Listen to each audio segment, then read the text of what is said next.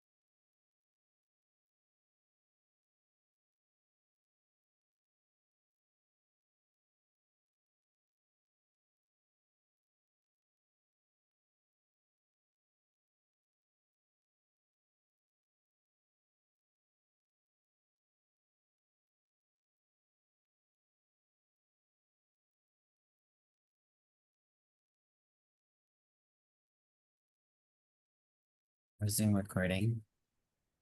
So for folks who don't know, we are going to go ahead and record this training so that people who can't be here in person today can watch the recording later. However, those of you who are here today, it is your responsibility to ask really, really good questions so that when someone watches the recording later, they can learn from what you want to learn. I can guarantee you I did not think of everything to put into our slide deck. I do have a couple of special shout outs. We'll do those in just a second with introductions, but I'm gonna go ahead and pull up our slides because I have a really great intro question for folks to use in the chat. And we're gonna do what's called a waterfall, which is where we all write in the chat at the same, and then we press enter at the same time, and then they all come up together.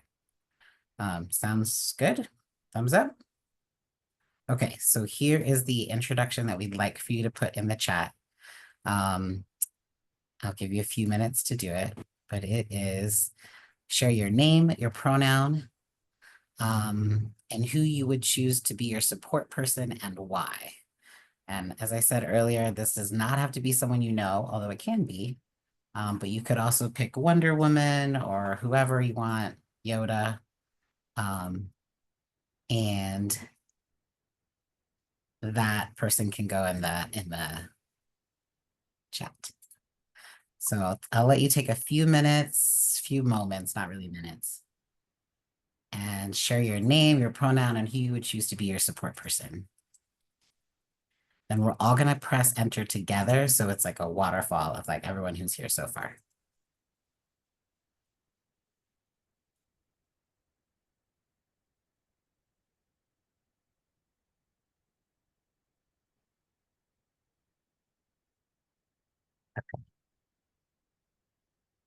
All right. Folks ready? Gonna do a waterfall? All right. 1, 2, 3.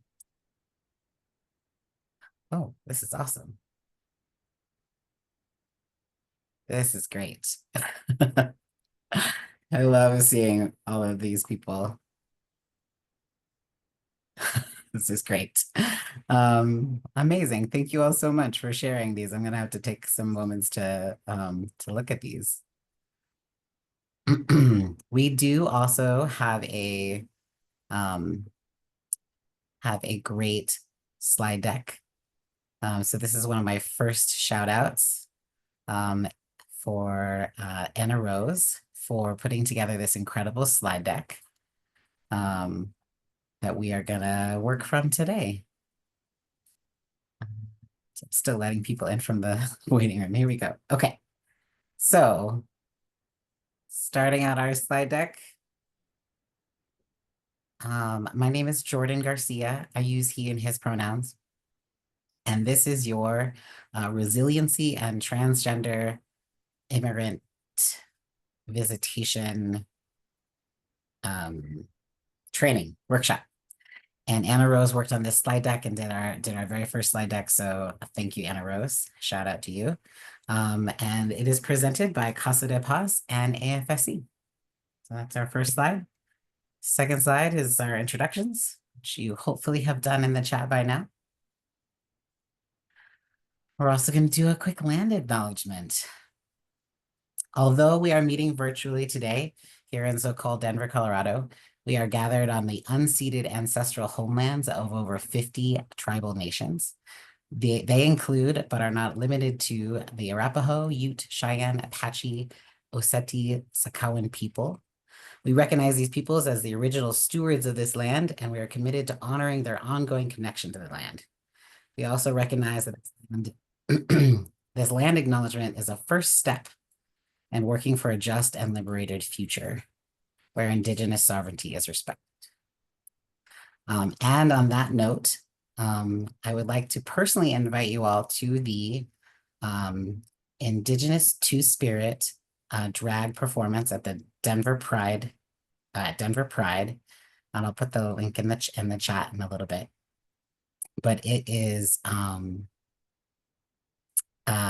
it's featuring my friend Buffalo Barbie, and she's amazing. She's a Two-Spirit drag performer, so you can support her. Great. And actually, if it's okay, I might ask Anna Rose, since you have access to the slides. The link to that invitation is in the speaker notes for this slide. If you wouldn't mind putting it in the chat, that'd be amazing. Okay.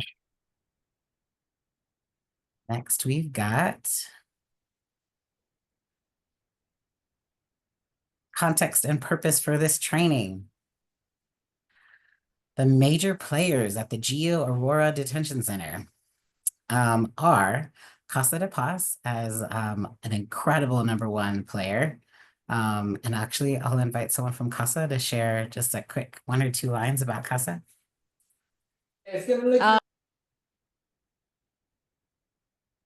Sorry. I was gonna go and then there's all this talking, but nobody was talking when I wasn't going. 1 second. So, Casa, we've been in community for 13 years. We focus on the folks who are in detention. So we focus on people who are detained, and then we try to support them through their release. So we write letters to people in detention. We visit folks who are in detention, and then we wait outside of the detention center Monday through Friday for people to be released.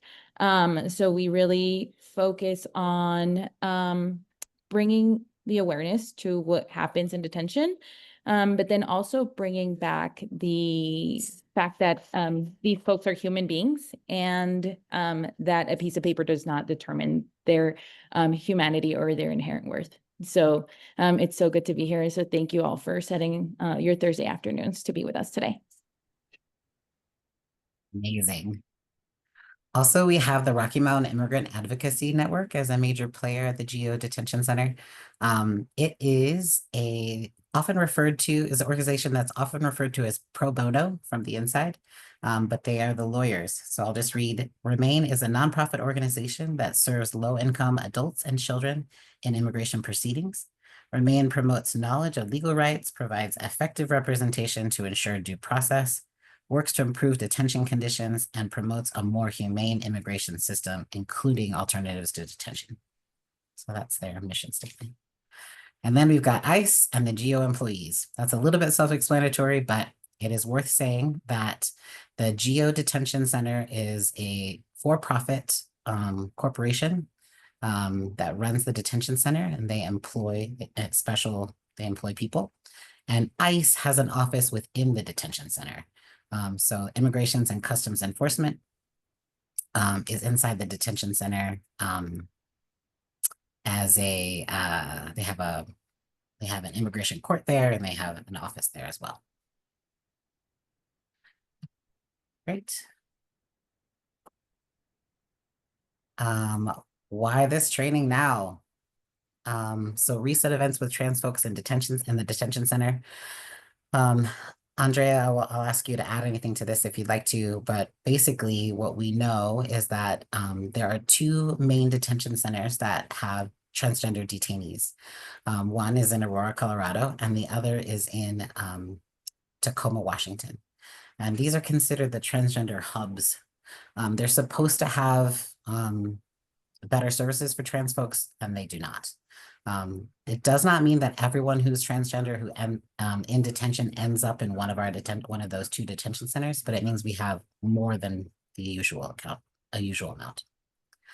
And so what we're hearing a lot lately is mistreatment from people inside, both misgendering and also there's been reports of mistreatment in terms of requesting people or people requesting medical care and not receiving it, or having extenuating circumstances with their like different circumstances for trying to request visitation and things like that. Do you want to say more about that, Andrea? Yeah, we specifically know that I want to say in 2023, we had a lot of abuse reports specific to the transgender pod. So that launched an investigation at that time. And because the allegations were so serious, the guards actually had to stop abusing people, essentially, and like physical abuse, very noted abuse that could then be tracked. So now what we're coming to find out is that abuse tactics kind of change within detention. And so, for example, one of the ways to be able to abuse people in detention is to keep them from the outside world. And a way that this happens in detention is by restricting the access that somebody has to post off, like just post stamps. They are supposed to be given to people on a basis of kind of whatever they have. And so they basically in ICE and GEO leave postage for trans folks at the very end, so that then there's no postage for these people. So people don't have access to be able to buy the postage. And so that is why that is one of the abuse tactics that we have recently seen. And so then this allows for people to not have communication, not be able to write letters, not be able to then communicate some of these tactics to the outside world and to people like volunteers. Thank you, Andrea. As of May 1st of this month, 1,164 people are detained at the Aurora Geo facility. And we're getting reports of overcrowding, extremely high bonds, daily deportations, decreased food portions, and increased suicide attempts. So these are the current conditions we're looking at right now. For context, during COVID, at the lowest point, I believe the population at the detention center was as low as like 270 something. We're much, much above that right now. Okay. So I'm going to talk to you a little bit about trauma-informed care. So trauma-informed care. Trauma impacts your mental, your physical, and your behavioral functions. So the response would be trauma-informed care, which treats the whole person. When trying to understand behaviors and oops, when trying to understand behaviors for someone, we want to take into account past trauma and the resulting coping mechanisms. So, consequences of misunderstanding trauma. Some people may lack an understanding of the ramifications of trauma, and this goes beyond an empathy gap. So, if that misunderstanding of trauma in a person can result in inappropriate responses to victims of trauma, so like judgmental attitudes and things like that, it's also possible to re-victimize someone who's survived trauma. Unfortunately, it's fairly easy to do. So we're going to talk through some of these parts and have some examples of what you can do. But some examples of trauma responses are staying with an abuser or hoarding food, substance use, and things like that. If you'd like to drop other examples in the chat, I'm sure it would be enlightening for other people too. So with trauma-informed care, there's some things that we can do so that we don't re-traumatize people we wish to walk alongside as they navigate the detention landscape. Some of the core principles of that trauma-informed care are safety, so emotional and physical safety for all parties, trust and transparency, and that looks like consistent, honest communication, peer support, healing through shared experiences, collaboration, power sharing, empowerment, prioritizing voice and choice, and awareness of culture and gender. And I want to go ahead and take a second to share this handout for you. We'll also put it in the chat for you. One of the things I wanted to really kind of take a moment to spend some time on is the peer support. The peer who has been there can empathize with the client's fears, as well as educate the client on what to expect in treatment and other services, how to navigate systems. Other unique contributions include the installation of hope and a relationship characterized by trust, acceptance, and cultural understanding. So some people here at this training today may actually have some shared identities with a person who's inside. You may be also an immigrant, or you may be also from the same country, or you may also share an identity as a trans person or as a non-binary person. So this peer ability to empathize with one another is something I just wanted to land on for a moment. Not everyone who is going in to visit, not everyone you go in to visit may share an identity with you, but there may be some place where you have a commonality, some place where you have you're a peer with them. So then I also wanted to land on this last one, self-care of staff. Another important component is awareness that providers, in this case, that's us, visitors, may also have experienced trauma. Even if you have not, working with clients who have survived traumatic experiences and listening to their stories can take an emotional toll and lead to secondary trauma. Organizations need to implement a number of actions to help staff, including supervision, debriefing groups, a calm room where you can relax and meditate. It's also important that your caseload, or the number of people you're visiting, is not at an unreasonable level. A little bit, I'm looking really gently at the folks over at Casa to say, like, this is like something we want to keep an eye on for all of us, not just for volunteers, not just for staff, but for all of us. And I think we have some really great resources on our webpage, which I'll also put in the chat.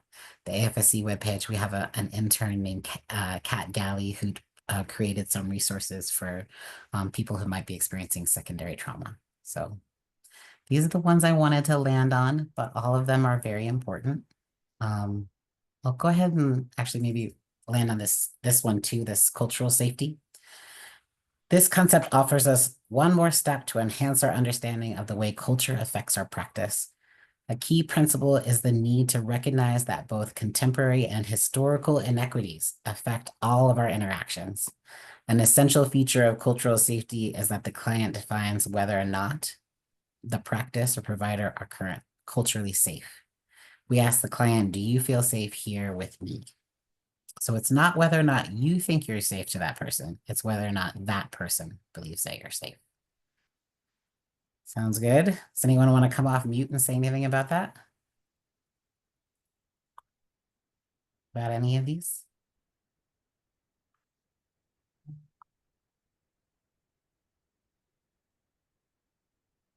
Don't be shy. Oh, thank you, Anna Rose.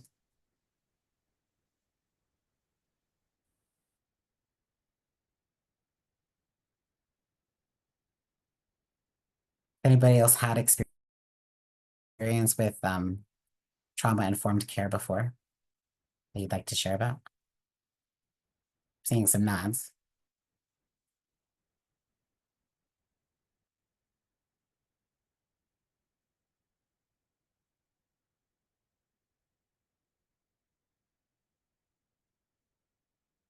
Go ahead, don't be shy. Anyone wants to share about trauma-informed care? Feels like a good idea, feels like a bad idea. You just said it so well. I just might echo something that you also said, but just that like safety is relative, and I feel like creating community agreements or shared agreements of what the space is can be really helpful maybe in like co-creating or building trust maybe, because yeah, like you said, like I can't ever assume that another person feels safe in my presence, and that's for them to decide. Yeah, absolutely. Yeah, thank you. We had thought about doing some community agreements for this space and then decided against it. But that's maybe a whole nother conversation for another day. Maybe we should have. Um, cool. Okay. We'll just kind of move forward and then maybe we'll come back to that. I've got a lot of stuff I want to share with you all. Okay, here we go. See if I can make this big. I have to make all of you small so that I can make this big. There we go.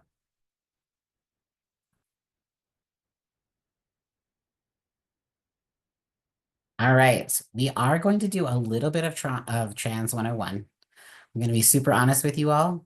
Trans 101 is a whole workshop up on and of itself. And in this workshop, we're trying to talk about trans folks who are in immigration detention, which is another layer, and then inviting you to like really actually visit with people, which is another layer. So we're going to go through Trans 101 fairly quickly, and we're going to give you some resources that you can use to go a little bit deeper if you'd like. So with approximately 1.4 million transgender adults in the United States, and that's just the adults, and millions more around the world, chances are that you've met a transgender person, even if you don't know it. Transgender is a broad term that can be used to describe people whose gender identity is different from the gender that they were assigned at birth. Trans is often used as shorthand for transgender. To treat a transgender person with respect, you treat them according to their gender identity, not their sex at birth. So someone who lives as a woman today is called a transgender woman and should be referred to as she and her. A transgender man lives as a man today and should be referred to as he and him. Some transgender people identify as neither a man or a woman, or as a combination of male and female, and may use terms like non-binary or genderqueer to describe their gender identity. Those who are non-binary often prefer to be referred to as they and them, but it's always good to ask. So gender identity is your internal knowledge of your gender. So for example, your knowledge that you're a man, a woman, or another gender. Your gender expression is how you present your gender on the outside. That might include behavior, clothing, hairstyle, voice, body characteristics.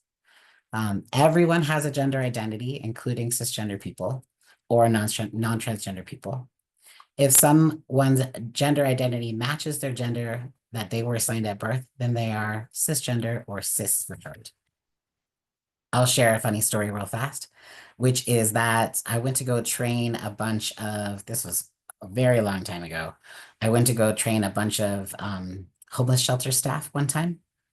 And I was like, okay, well, why don't you tell me a little bit about your gender identity? And they were all like, oh, we don't have gender identities. And I was like, you don't have gender identities at all? And they were like, no, we don't have gender identities. That's very strange. It's a very strange thing to say. So then we had to unpack a little bit about what that meant. Another term that's useful to have is assigned sex. Assigned sex is often used in medical or scientific contexts, and it doesn't define who you are or what your gender identity might turn out to be. Cool. All right, we're going to talk about trans folks and migration in particular. Sound okay? And, can see only some of your faces at a time. So trans migrants in detention, naming the harm. Trans people make up less than 1% of the detained population, yet they account for 12% of reported sexual assaults in ICE custody in 2017. I believe that number has stayed the same. It went down a little bit during COVID and then went back up again to a little bit above 12%.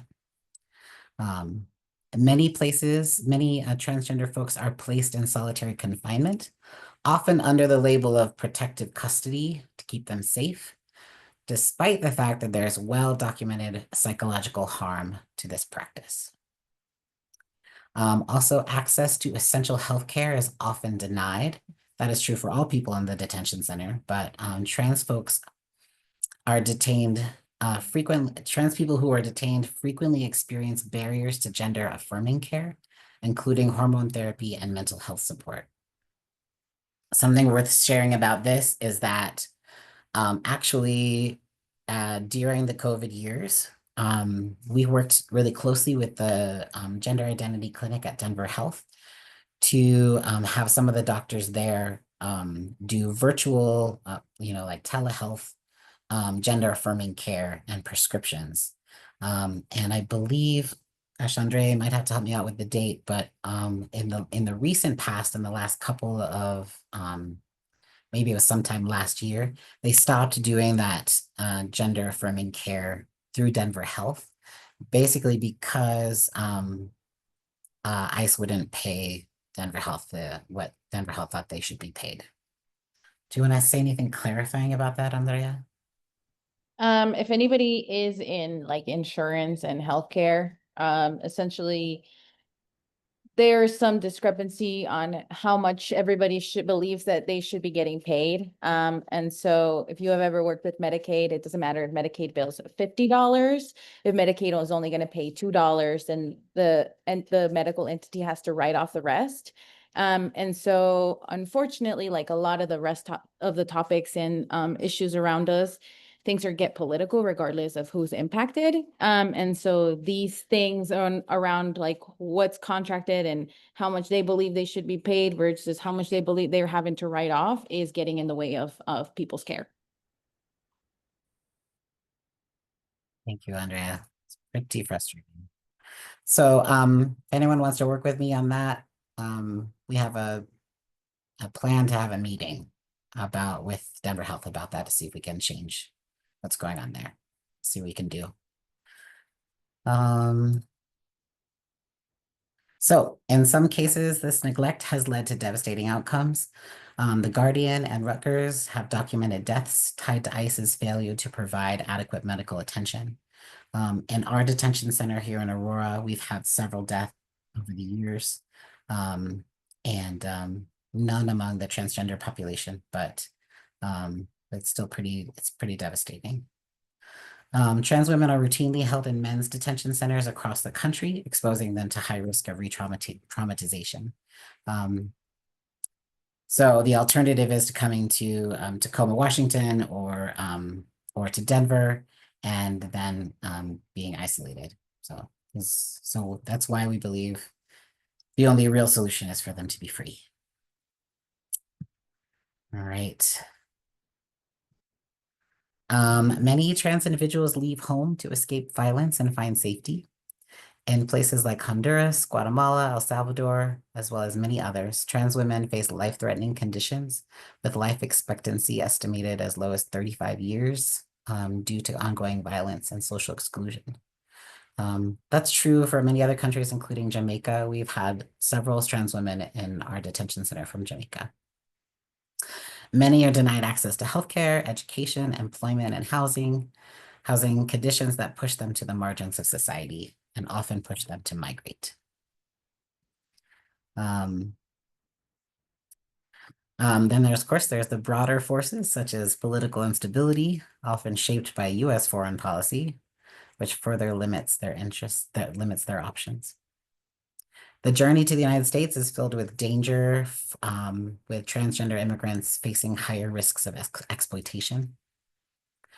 But rooted in respect for the lived experiences of trans migrants, our work seeks to honor their stories as both a call to action and a testament to their leadership in the fight for trans migrant freedom. And then I have a story to share. So I'll stop sharing for a second. There was a woman named Kelly who was detained in our Aurora Detention Center during COVID. Transgender woman from, I believe, Honduras, and she was so incredible. But one other thing that she's experienced was she started to get ulcers on her face, and one of the other women in the transgender pod started to get bleeding gums.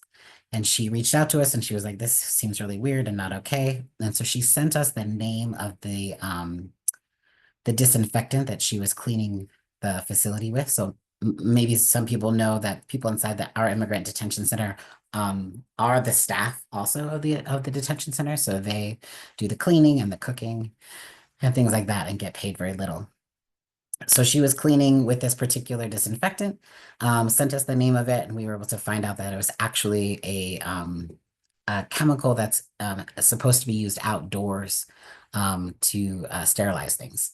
So it's like not appropriate for indoor use and not appropriate to use without protective gear like rubber gloves and what are they called? Things that prevent you from breathing in the fumes. So we scheduled a meeting with her to meet with Congressman Crow, who the Geo Detention Center is in his district.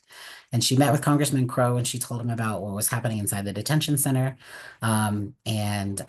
Just really spoke truth to power. She told him about how they were treated by guards, what the medical care was like, and all of the chemicals that she was being required to clean the facility with. And I won't say this happened immediately, but it is not long after that he started going in to do the inspections of the detention center. I believe bi-weekly they do them. That's a longer story. We're actually a little bit unimpressed with the level of inspections that Congressman Crow's office has been doing right now, but it is because of her and many other stories that he heard. But part of her testimony really moved him to start kind of looking closer at the conditions inside that detention center. So that's worth sharing.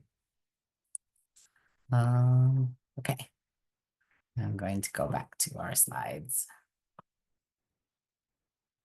Okay.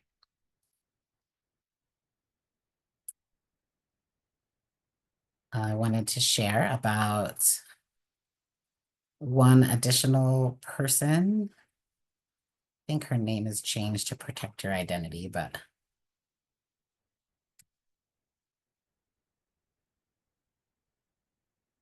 here she is. So her name was changed to protect her identity. We'll put a link to her story in the chat also. But she just really brings home the point that many trans folks leave their home to escape violence and safety. She is I believe, a Honduran woman who left Honduras because she was supported by her family only to a certain extent. And she felt it was very important for her to leave the country and come to the United States and seek asylum. And she is actually one of the women that was part of the transgender kind of migrant caravans that happened also during the COVID years and directly after the COVID lockdown years. And some people have heard of the caravans. Is that show of hands? People have heard of the trans caravans? Great. Does anyone want to say anything about any of them? Thank you, Anna Rose, for putting these links in the chat for folks. Yeah, Kai, do you want to share a little bit about what you know about the migrant caravans? No. I think it's just like I've heard of them, details I don't know. Yeah, absolutely. So basically, folks believed that they would be safer traveling together in groups. And so there were several different trans caravans of people who arrived in the United States at the US-Mexico border, having traveled hundreds of miles, at least possibly thousands, depending on where they came from, to travel together and as to be safer in groups. Because so many transgender folks have experienced violence in that trek across the border, they decided to arrive in a caravan and apply for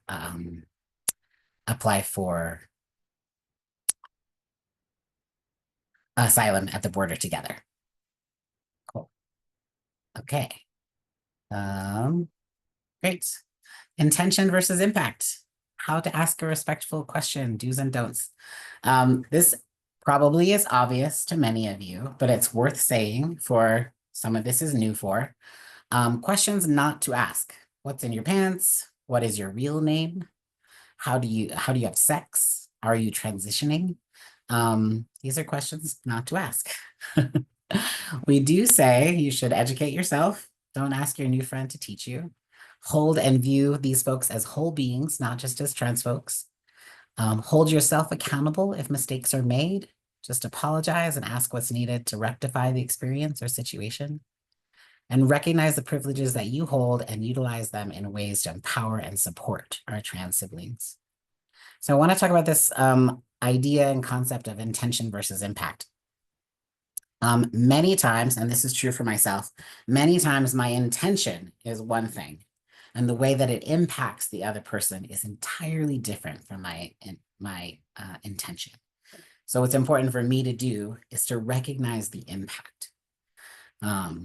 So I'm trying to think of a good example. Maybe my intention in asking someone whether or not they like spicy food is to just find out a little bit more about them. And the impact is that they feel that I've made an assumption or a assumption about them or an assumption about their culture because I asked if they like spicy food. So although my intention is different from how it impacted that person, the impact is what's important. Does that make sense? Check it, see you all nodding. All right. We may come back to this one. Okay.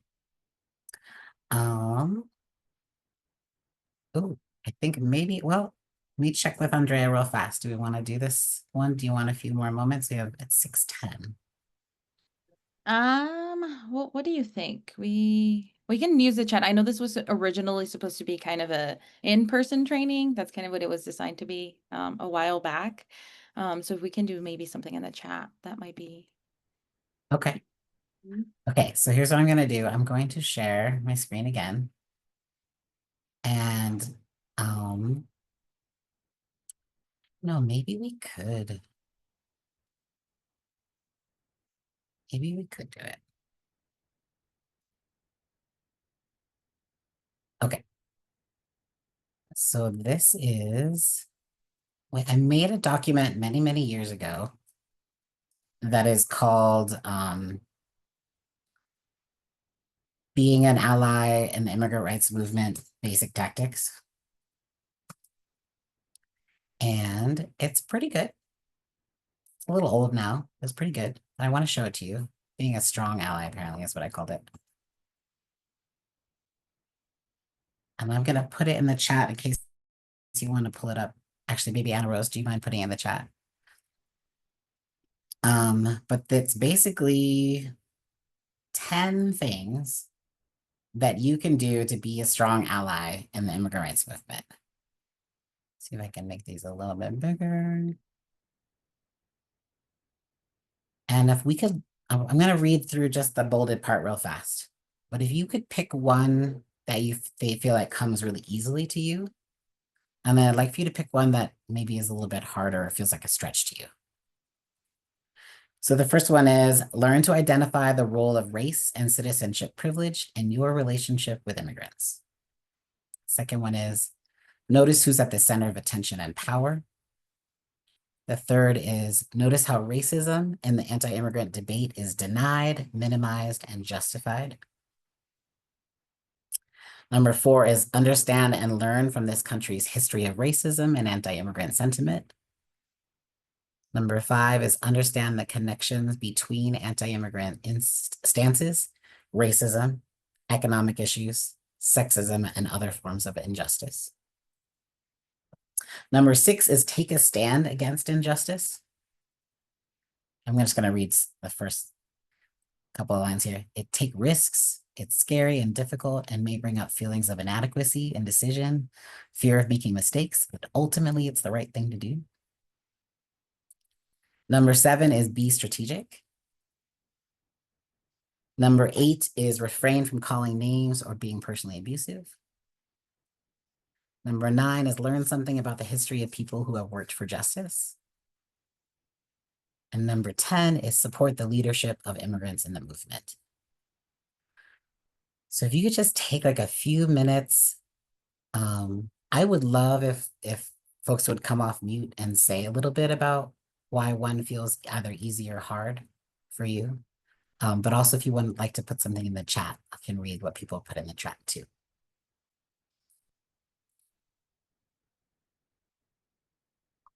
And stop sharing.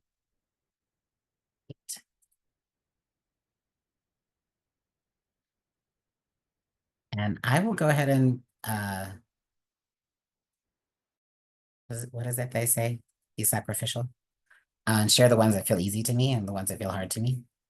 One thing that feels easy to me is noticing who's at the center of attention and power.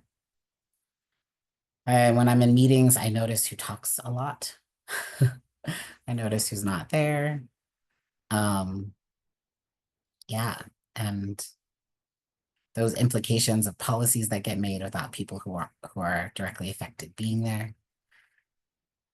So that's something definitely I notice who's at the center of attention and power. That feels easy to me.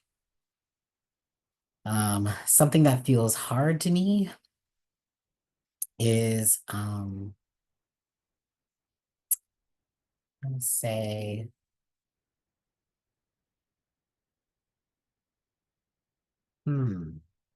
understanding and learning from this country's history of racism and anti-immigrant sentiment.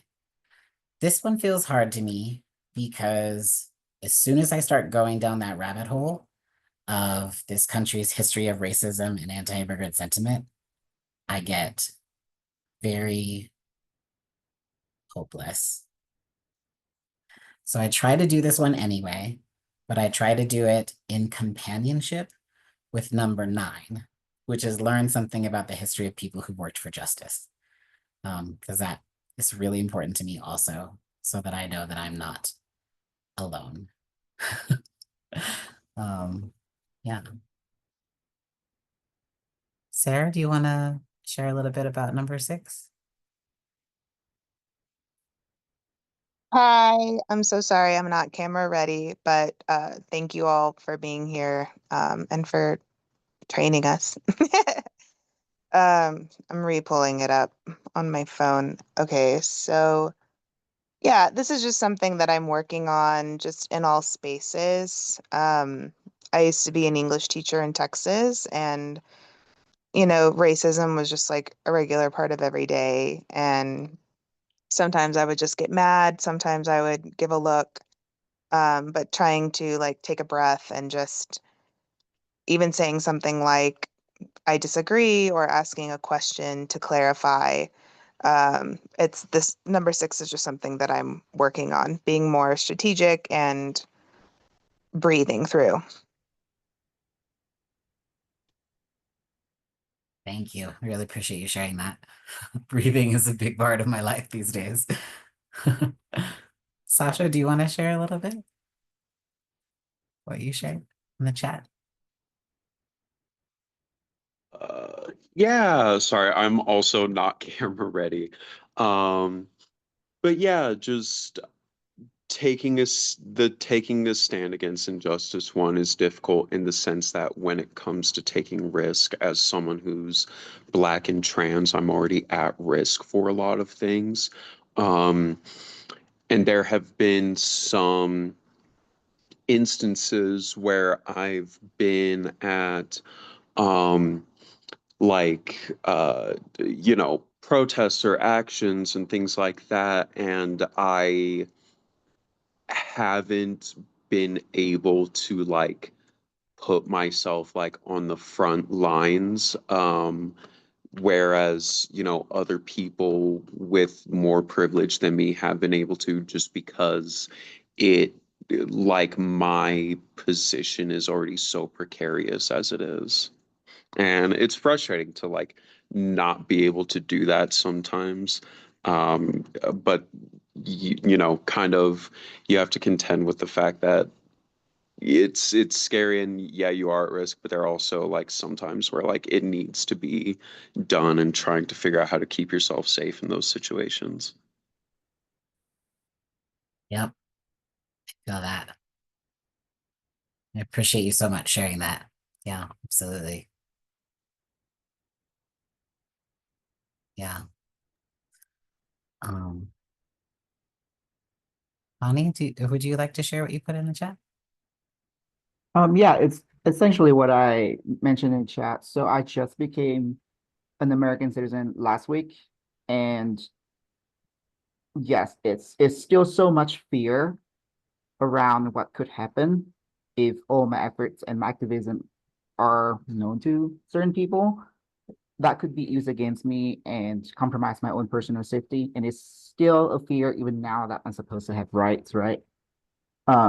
But if I don't do it, someone who was just an immigrant for the last 17 years in this country, if I, a new citizen, don't support, then who will? Because that's my people right there. Absolutely. Absolutely. I think what's interesting about that too is that this like opportunity to do visitation inside the detention center, there's like enough of like the scary part that's like just going into that detention center is like scary enough. And that our Casa friends are gonna talk a little bit more about what to expect there. But once you get there and you're just sitting there with someone just across from you, you could talk about anything you want. You don't have to talk about breaking them out.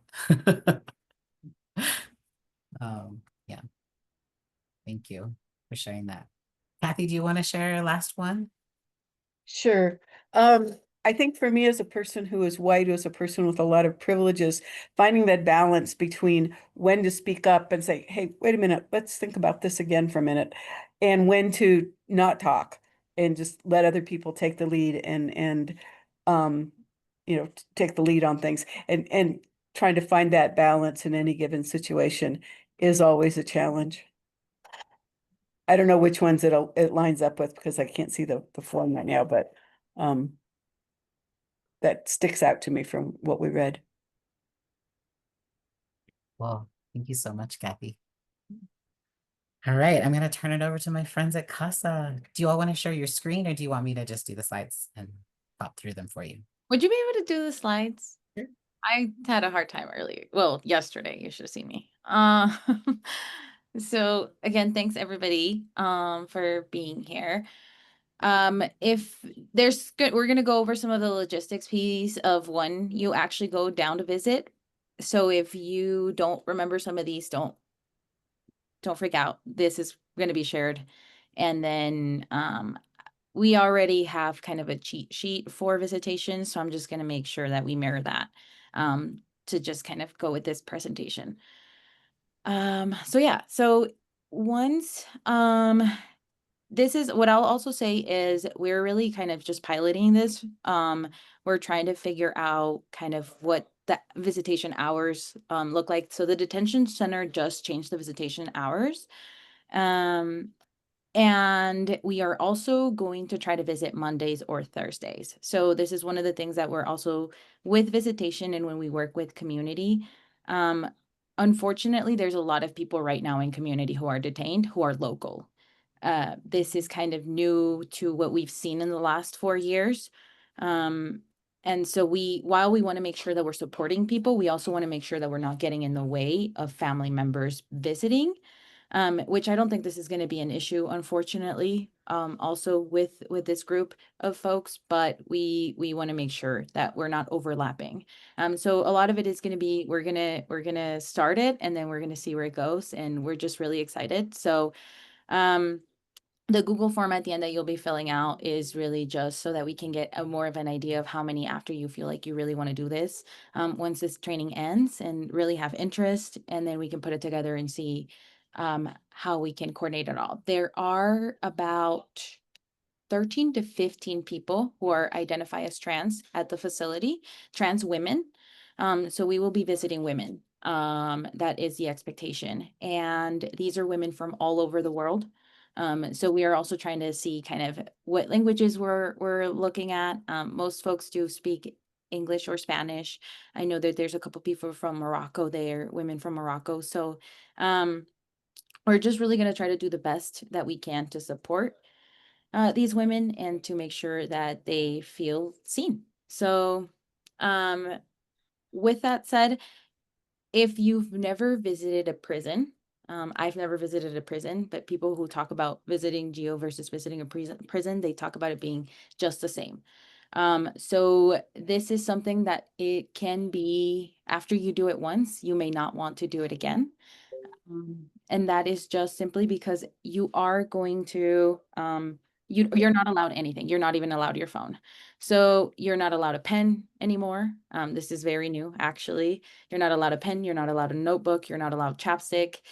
You're allowed your coat and then maybe tissue if the guard is nice. Things like a chapstick, your visit, you're not actually going to be seeing anybody in person as far as being able to physically touch them. Visits happen through a glass window and a phone. And so it is unfortunately, and it's also an experience to get in there.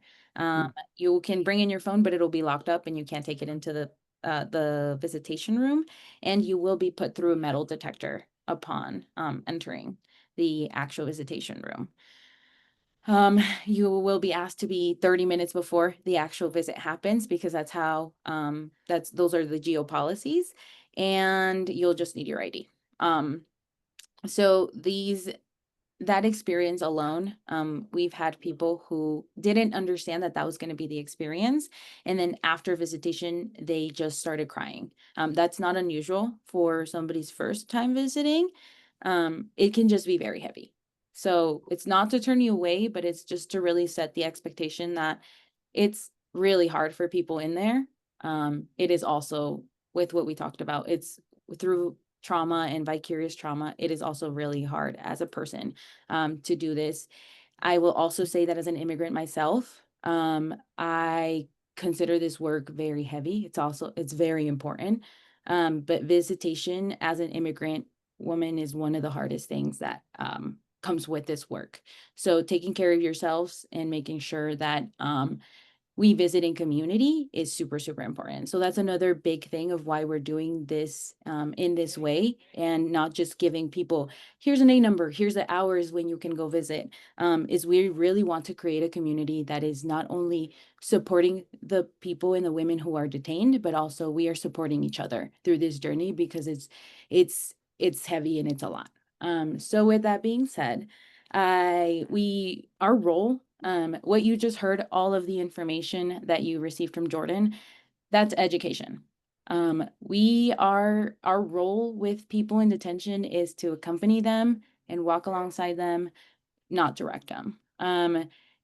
When we're talking about having conversations with people,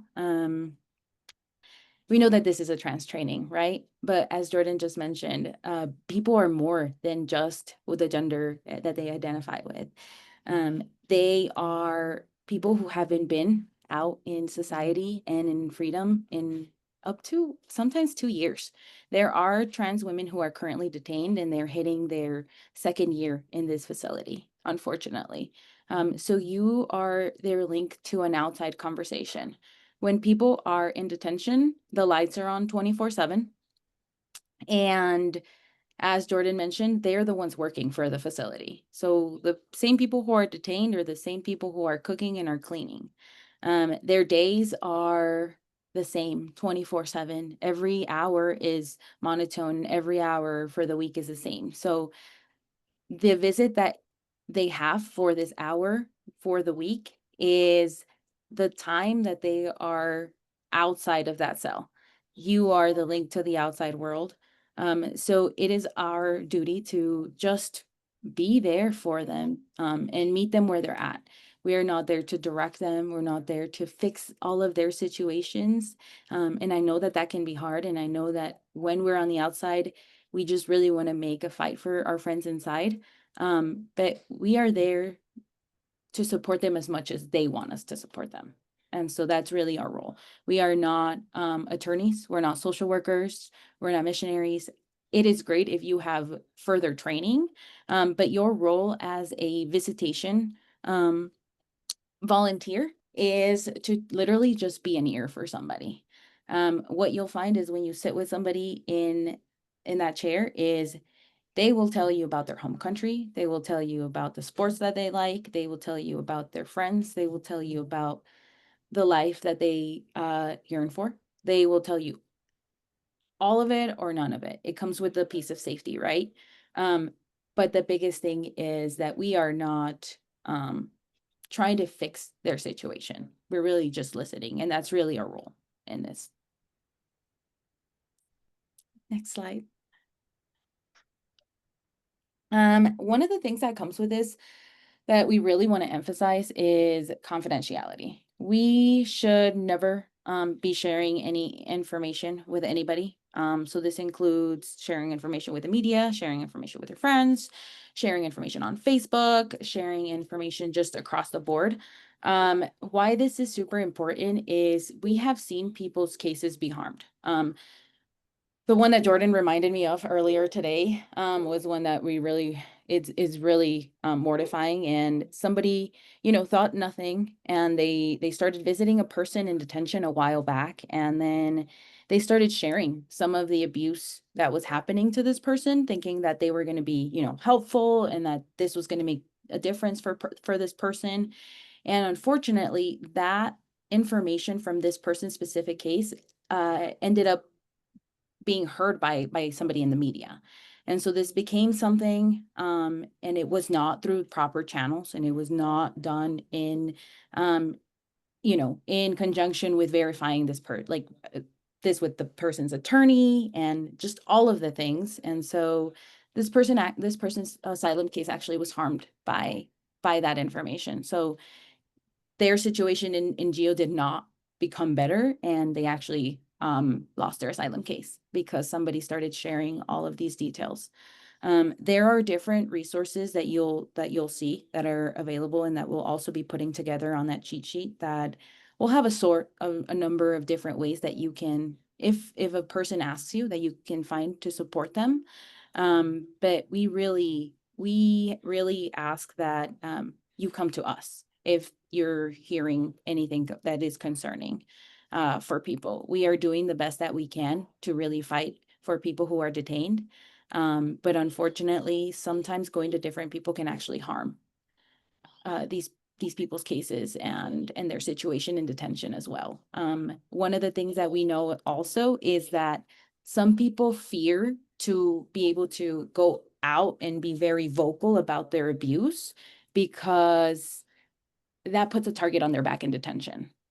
And so some people, even though they're enduring really harsh situations, they know that will strictly put geo guards and ICE guards attention on them. And so this will actually, they'll start being singled out in a various of different things in ways that we can't do anything for, and things that we cannot change. And so in that situation, it's actually just more harmful for this person. So we really ask that you all think about this confidentiality and take it very seriously.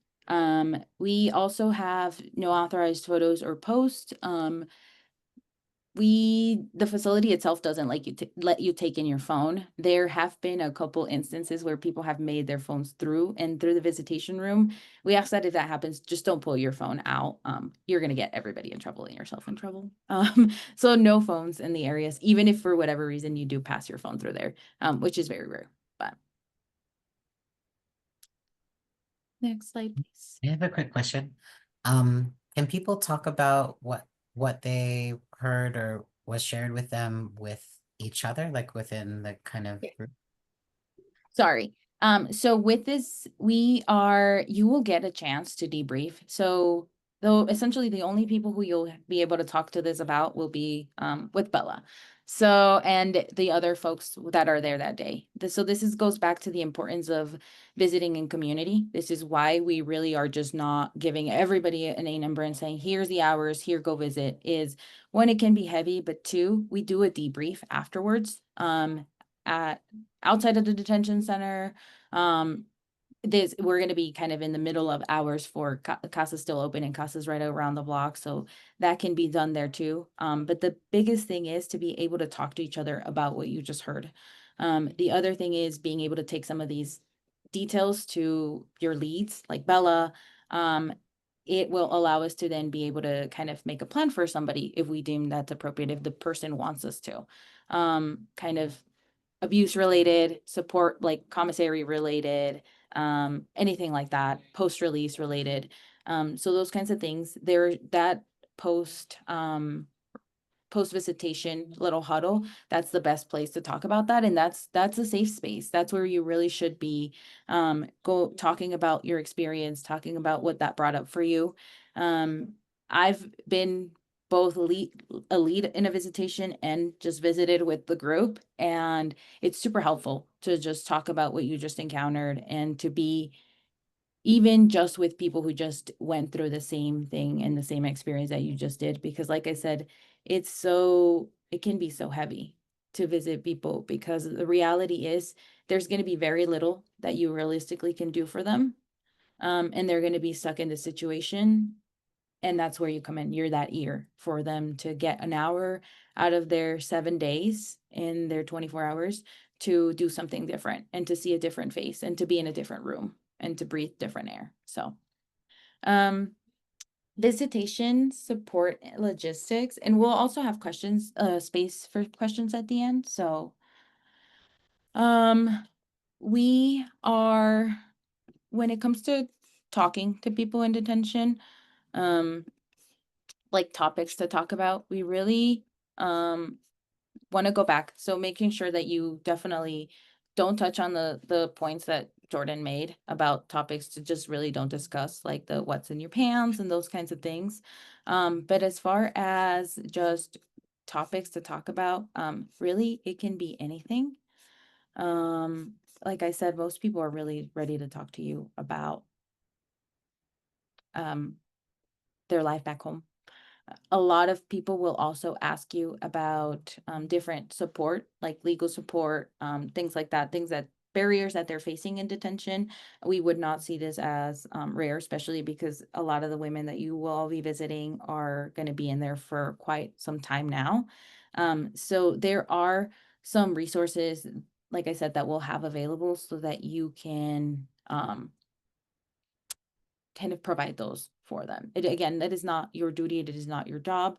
You can come to us and we can try to work around that, but it definitely, we know that that'll come up. So we know that we'll have to give you some of those tools, and we have a list of that. And Anna Rose, I will get you that, because I don't know if I have that linked for you.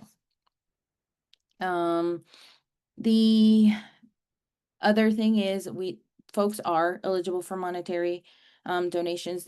We've also now started sending people commissary, trans folks commissary and detention. They're going to be receiving $20 quarterly. It's not a lot, but it'll be some quarterly money to make sure that they are remembered. And honestly, it's really just to also try to battle some of this hunger that we're seeing in detention, some of the isolation in detention. So we're hoping that this truly helps. And if there's anything that comes around that, then also please talk to Bella. The visitation hours for a transpod are Monday, Thursdays, and Sundays from 10 to 3. Like I said, we're going to be looking, and on the Google form, that'll also have a preference of the date that you might be mostly interested in, or possibly mostly available for. We're looking at Mondays and Thursdays at this time, because we know Sundays are very busy. So Sundays, we've gotten, at least for the last 2-3 weeks, we've gotten reports that Sundays are extremely packed. So we want to make sure that we don't just get in the way of that. And that instead we try to utilize Mondays and Thursdays as the days to visit. We know that that might be challenging for some people's schedules, but we don't have any control over the DO hours, and they don't really give women or trans women those specific pods. So pods are like dormitories. So they don't give these dormitories any afternoon hours, really. The facility runs at about, like Jordan said, about 1,200 people usually. Usually there's 1,000 men, maybe 150 women, and then my math is off now, but then there's like 15 trans women. So there's a lot more men in this facility than there is any other population, which is that's why they divide their visitations hours in this way. So we're gonna give it a shot and we're gonna see how that goes. So that question on availability and possibility of availability will be on the form. Next slide, Jordan. And the other thing is, for a lot of these folks, they have a lot of questions around the post-release support. What you'll find is that a lot of trans women end up at Casa Maria Elena, so they are a support home in Texas that assists people who have a possibility of asylum, but they don't have a sponsor. And they assist different types of people. We've seen a lot of different people go to Casa Maria Elena for various different reasons from all types of countries. And so a lot of folks who are transgender in this facility, even when they have family in the United States, their family will not be supporting them post-release. So Casa de Paz does support them, and so does the Trans Immigrant Fund of Colorado. So we have a ton of support for them. If they're feeling like they're not going to have support post release, we have things like, well, and the Immigrant Trans Fund also has things like cash for them upon release. We have makeup, we have gender affirming clothing, and Casa de Paz will also be there. So you all don't have to worry about that. That's on our other program, but somebody will be there when they're released. The moment they're released, we'll pick them up and we'll take them to our location and make sure that they are able to get into makeup and clothing, call their families, and we will help them kind of with transportation and getting them to where they need to go. One of the best texts that we've gotten was from a woman from Morocco who made it to her destination, and she sent Bella a picture with her makeup done and her hair done, and she just said, thank you, like I'm here and I get to finally live the life as a person that I want to be. So that is the moment that we all are hoping for after this visit. But that's truly the goal. The goal is, as Jordan said, people should be free. And so the goal is, for this program mostly, is how do we change things so that we can free these 15 people that should really not be here. So it's really supporting them, being an ear for them, but a lot of it is the suicide ideations are very high. They're much higher for trans individuals. The abuse they endure, the time in detention, the lack of access to all sorts of resources. And so really that this is the goal for this program, is being able to make sure that we're there and that we free them. Next slide, please. So we'll be sending out the Google form. If you feel like this is something that you're interested in, we ask that you fill it out. It'll ask for various information from you. But we want to make sure that we're going to be able to pair people with people that they can visit. And we are looking into really officially launching it the second week of June and having folks kind of get out there and start visiting. So we're getting into the final details to make it happen. And we will be sending the recording and the Google form to you all. So please, please, please fill that out if you're interested. Casa de Paz right now, we are the only welcome team volunteers that we're taking are driver volunteers if they're new. And if you have volunteered in the past with Casa and you have interest in the welcome team, please do reach out. I'll put it in here. It's info@casadepazcolorado.org. The number of people that is currently being released is way lower than what we have been accustomed to in the last at least 3.5 years. So that's why there's way less openings for those teams. But we have an on-call drivers group that people can also join if they're interested. And that group We just ping it when we have somebody that might need a ride somewhere and we don't have anybody. So that's the best option for the welcome team.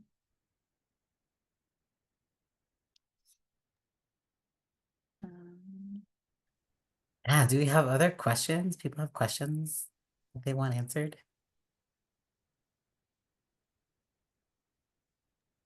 I have a question. Shoot. So I can't believe I mean, I guess I should believe that they've been there for 2 years. Like, realistically, like, what are the odds that these people are going to be able to, like, eventually get out and, like, live a life here in Colorado? Like, what does that normally look like? Most people don't even really want to stay in Colorado. So Okay.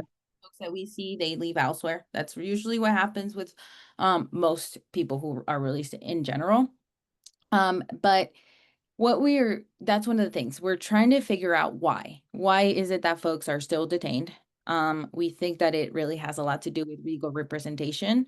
And then we think honestly that just a lot of people have not been involved in it. Like there's not a lot of people who are like, oh, okay, there's 13 trans people. Do they all have legal assistance? I think that we've honestly kind of as an immigration space kind of also left that to this population to the end.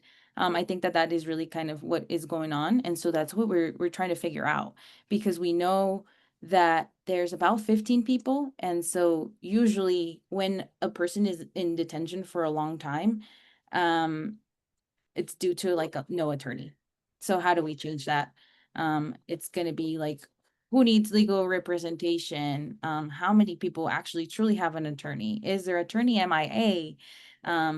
So this isn't uncommon either. So that's one of the things is we won't know what the real reality of people living a life outside of the US is until we start visiting them as a community and as a whole. And it sounds like most of them eventually do get released. They just don't typically stay here, but hopefully they'll get released and go somewhere that they want to be. Yes, Okay. that's the hope. For most people who come out of this detention center in general, this detention center is just used as a kind of wherever. For the last 3 years, it was used as people who were showing up to the border seeking asylum were being transferred. Now it's people who are also showing up to the border, but then now also people in community. So when people are released, even if they've lived here for a while, we're actually getting people from San Diego, who are caught in ICE raids, Maryland, who are caught in ICE raids, Chicago, all caught in ICE raids. So it's really interesting how this facility is used as just a transfer point. Okay. Thank you. Any other questions? I had a question actually about the logistics for visitation. So as far as like the languages that people speak, like I'm just wondering how that is kind of broken up. I know there's some people that might speak some English, but you also mentioned like the few people from Morocco. So I was just wondering like how that's going to be broken up and kind of parsed out based on language. And I don't know if like everyone in this Zoom is bilingual or just like how y'all plan to navigate that or how we can support you in navigating that as well. We're hoping that, well, a lot of people speak English in detention. So the reality is that honestly, sometimes that people are teaching themselves in English in detention. A lot of people do. So we are hoping to do, you can also only visit 4 people at a time. This is the South Annex. So if you've ever been to Geo, the facility is right off of 30th in Peoria, but there's like the main part where there's like the flags, and that's kind of like the main side of the building. And then on the back side where the Air Care Colorado is, that's the South Annex. And so that's where the women's dormitories are. And so that room only has 4 people at a time. So we're hoping that's why we want the Google form and people to fill out the Google form so we kind of see what languages people are speaking. And then moving from there, we want to be able to then schedule people with somebody who also speaks the same language as them. We are hoping that this also means that we're getting some bilingual people. And then if there's a bilingual person, then that person would be paired with just a monolingual person. And then they can kind of go back and forth and switch. We're gonna navigate it. A lot of it is we are often surprised, even kind of when people are already on the outside, how much you can communicate with somebody when you have absolutely no idea what language you speak. So we're hoping that that part of human connection works out, honestly. But yes, it's in the works of how we're gonna work to pair it, because we also have 4 people at a time that we can visit. And you can visit 2 adults with each person. So realistically, you can have about 8 people at a time. Sweet. And just to like recap from the chat, someone asked if there's going to be more trainings in the future, and that we'll have this one recorded as well. So for people that missed this one, that they can watch this recording. And someone else asked if Spanish and Arabic speakers are helpful, and I would say yes to that as well, and we'll have the link available for this training too. So the idea is that people will watch this training before they do the visitation, before they fill out that Google form to sign up for visitation. So feel free to share it with anyone that is Spanish or Arabic speaking and that might be interested in this.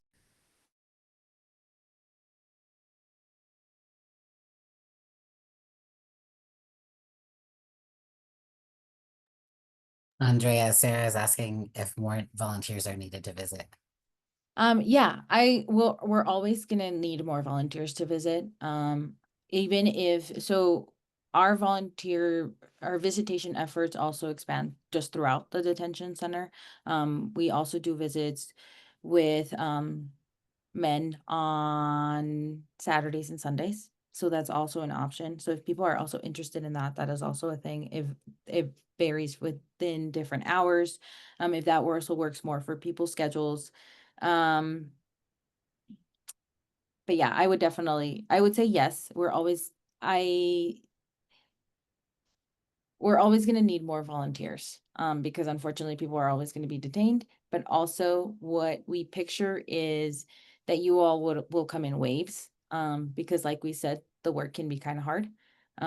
So that's kind of what we've seen. We've seen that some people kind of do like a week and then not a week. And that's kind of how they take care of themselves, and that's totally fine. And that's kind of what we encourage. So we encourage that a lot of you get involved, and then we expect for it to kind of be a little bit heavy and you need a break. And then that's when somebody else kind of tags in for you. So that's why we also opened it up to being able to send this recording to anybody who might be interested in taking this training, and then we'll reach out to you all to get scheduled.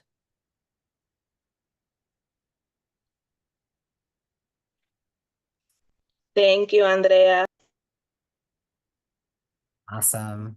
Anna Rose, can I invite you to share about the fund? Yeah, definitely. So I just wanted to share a little bit about the Colorado Trans Immigrant Fund, which is part of this project as well, and kind of an offshoot of the American Friends Service Committee Colorado office. And Jordan started this fund a few years ago, but essentially this is currently just a GoFundMe, and we're part of this project as well, obviously.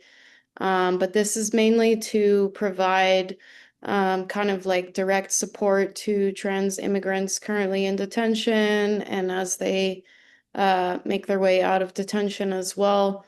So it's a lot of the same things that we've been talking about throughout this presentation, but this actually gives us the ability to put money directly on people's books so that they can have money to make phone calls and communicate with their loved ones, and as well like money for commissary so that they can buy additional food and nutritional stuff so they can have enough to eat.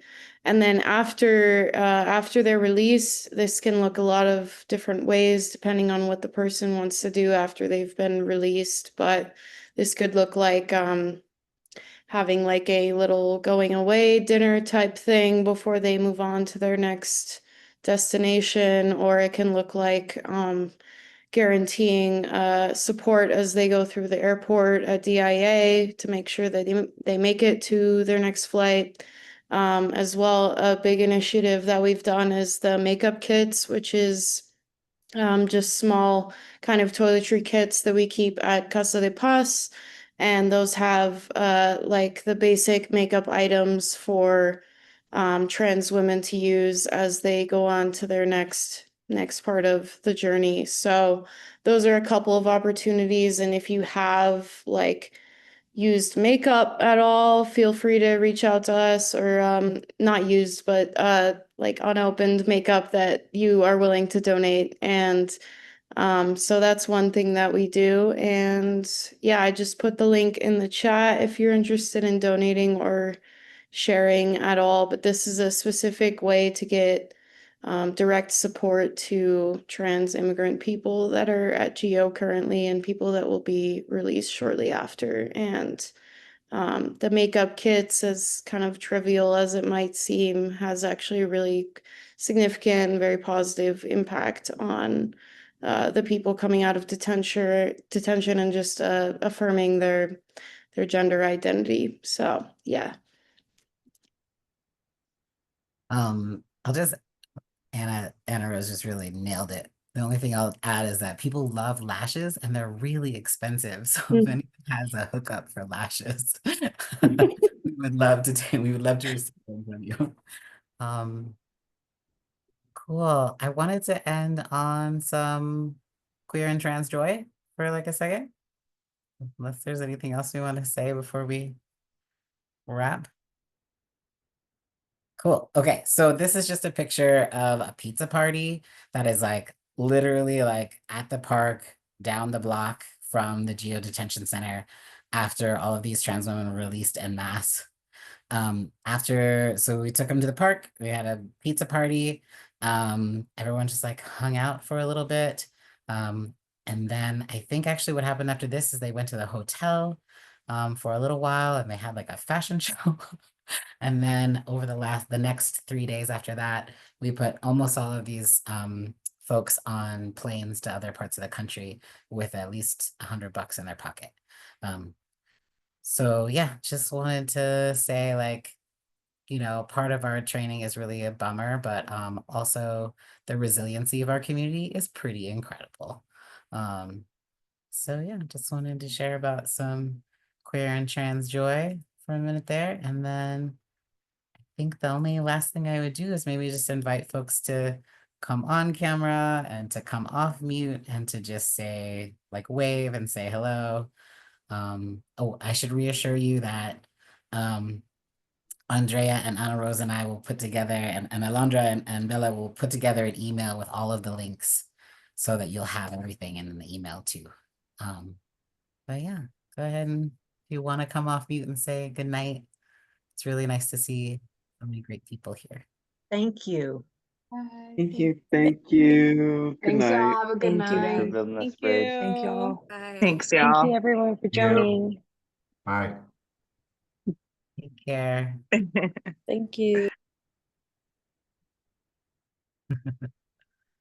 Cool. Thanks, y'all. Slam dunk. Thank you all. That was amazing. Every now and then you get to do something that feels meaningful. Yeah, thank you for putting everything together. Yes, thank you very, very much. Yeah, I'll grab all of the links out of the chat because I think it's the easiest thing to do. And then Bella or Alondra or Andrea, should I send everything to you? And then I have an email for everyone who registered. So Yeah. If you could, Oh, yeah, if you wouldn't mind putting those links and then sending me the list, I'm happy to send it out. I think that'd be great. I can send it out to everybody. And then I did create the Google form, so it's ready. I have before 5:30 too, I swear. Yeah, just in that time. great. That's why I really wanted to giggle earlier when you said that. You were like, well, we're just a little more loosey-goosey on this end, not like you guys. Like, okay. Um, like there's no strictness here. You should ask others on this call about that. Yeah, no, I mean, everyone's gonna get everything they need, always and forever. Freedom for everyone. Yeah, cool. Okay. Okay. Okay. Thank you so Thank you, much. everyone. Have a good night. Thanks, all. Have a good one. Thank you. Take care. Bye.